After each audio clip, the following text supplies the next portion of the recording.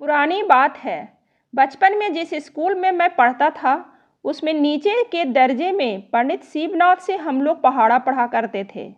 उनकी दाढ़े मूछें सफाचुट, सिर के बाल जड़ तक छटे हुए और उस पर छोटी सी चोटी शोभा पाया करती थी। उन्हें देखते ही लड़कों की जान सूख जाती। प्राणियों में अक्सर यह बात देखने में आती है कि जिनके डंक हैं उनके दांत नहीं होते, पर हमारे पंडित जी में दोनों बातें एक साथ मौजूद थी। एक ओर उनके थप्पड़ घूसे हम पौधों पर ओलों की तरह बरसते, तो दूसरी ओर सख्त वचन सुनकर सबको छठी की याद आ जाती। पंडित जी को इस बात का बड़ा अफसोस था कि गुरु शिष्य का संबंध अब पुराने जमाने जैसा नहीं रहा। विद्यार्थी अब देवता के समान गुरु की भक्ति नहीं करते।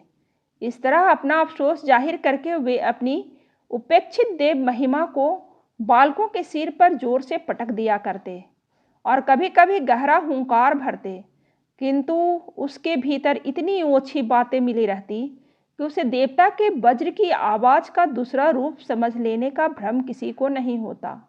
खैर, कुछ भी हो, हमारे स्कूल का कोई भी लड़का इस तीसरे दर्जे के दूसरे विभाग के देवता को इंद्र, चंद्र, वरुण अथवा कार्तिक न समझता था।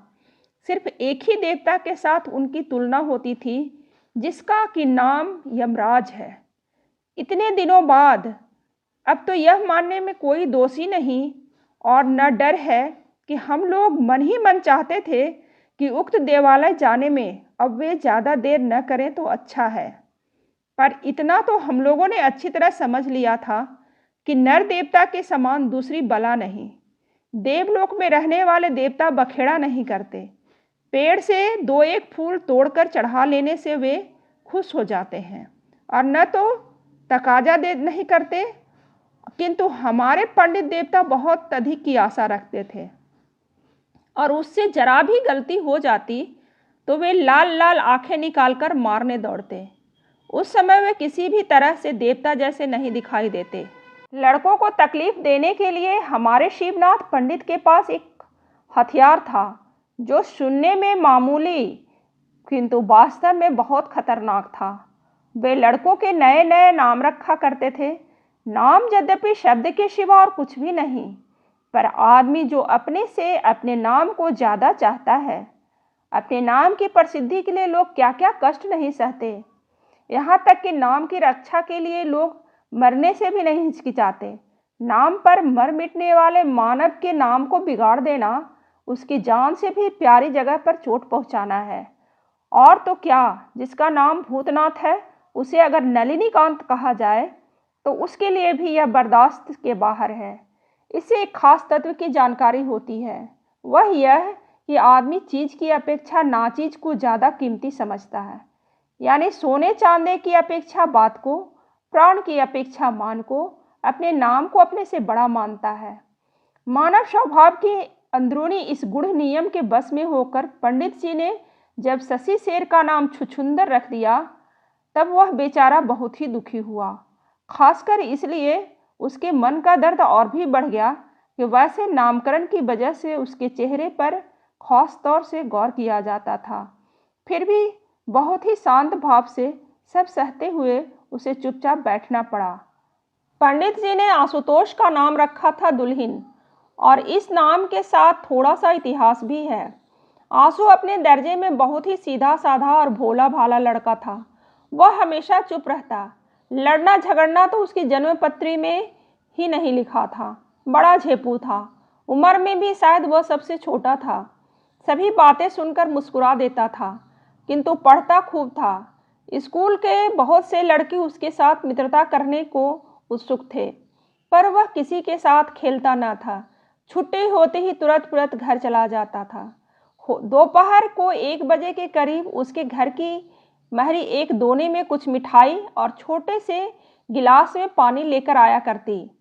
आंसू को इसके लिए बड़ी शर्म मालूम होती।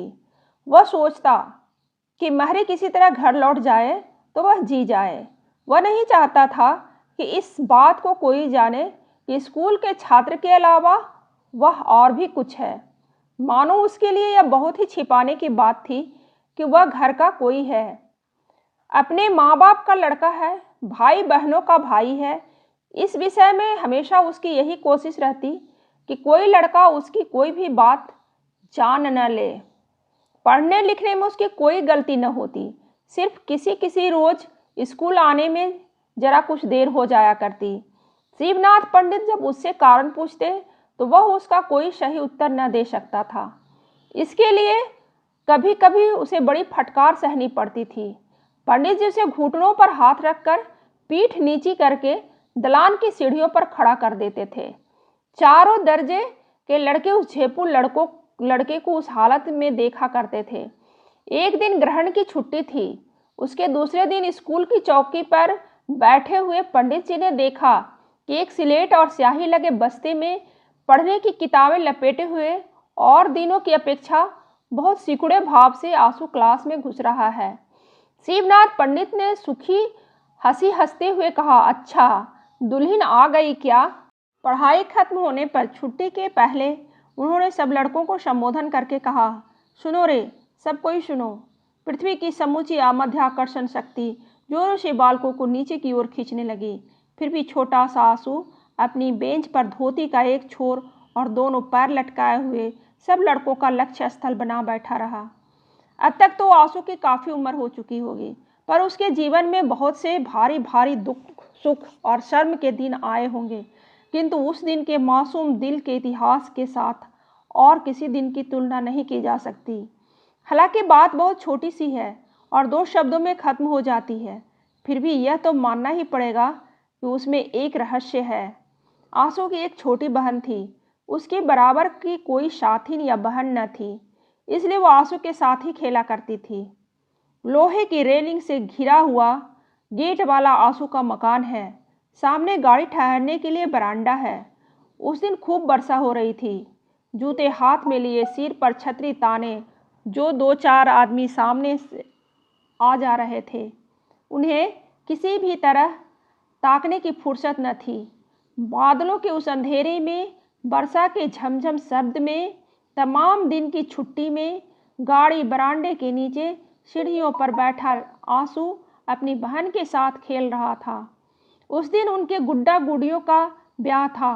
उसी की तैयारी के बारे में आंसू बहुत ही गंभीरता के साथ अपनी बहन को उपदेश दे रहा था। अब सवाल उठा कि पुरोहित किसे बनाया जाए। बालिका चट से भी दौड़ी गई और सामने खड़े एक आदमी से पूछने लगी, क्यों जी, तुम हम लोगों के पुरोहित बनोगे? आंसू ने पीछे मुंह फेर कर देखा कि शिवनाथ पंडित जी अपनी भीगी छतरी समेटे पानी से तरबतर बरामदे में खड़े हैं। रास्ते से जा रहे थे, वर्षा ज़्यादा होने से यहाँ ठहर गए हैं। बालिका उनसे पुरोहित बनने के लिए आग्रह कर रही है।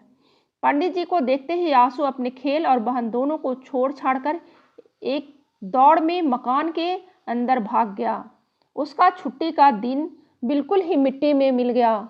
दूसरे दिन शिवनाथ पंडित ने जब सुखी हंसी के साथ भूमिका के रूप में इस घटना का उल्लेख करके आंसू का नाम दुल्हन रख दिया, तब उसने पहले जैसे सभी बातों में मुस्कुरा देता था, वैसे ही मुस्कुराकर अपने चारों तरफ की हंसी में शामिल होने की कोशिश की। इतने में घंटा बज गया। सब दर्जों के लड़के बाहर चले गए और एक कोने में थोड़ी सी मिठाई और चमकते हुए फूल के गिलास में पानी लिए महरी दरवाजे पर आ खड़ी हुई। उस समय हंसते हंसते उसका मुंह और कान सुर्ख हो उठे। दर्द में डूबे माथे की नसें फूल उठी। तेजी से निकलते हुए आंसू रोके न रुक सके। पंडित जी आराम घर में जलपान करके निश्चिंत मन से हुक्का पीने लगे। लड़के बड़े आनंद से आंसू को घेर कर दुल्हन दुल्हन कहकर हल्ला मचाने लगे। छुट्टी के दिन का अपनी छोटी बहन के साथ खेला हुआ वह खेल आंसू के नज़र में अपने जीवन का सबसे बढ़कर शर्म से भरा भ्रम मालूम होने लगा। उसमें विश्वास ही न हुआ कि दुनिया के आदमी कभी भी उस दिन की बात को भूल जाएंगे।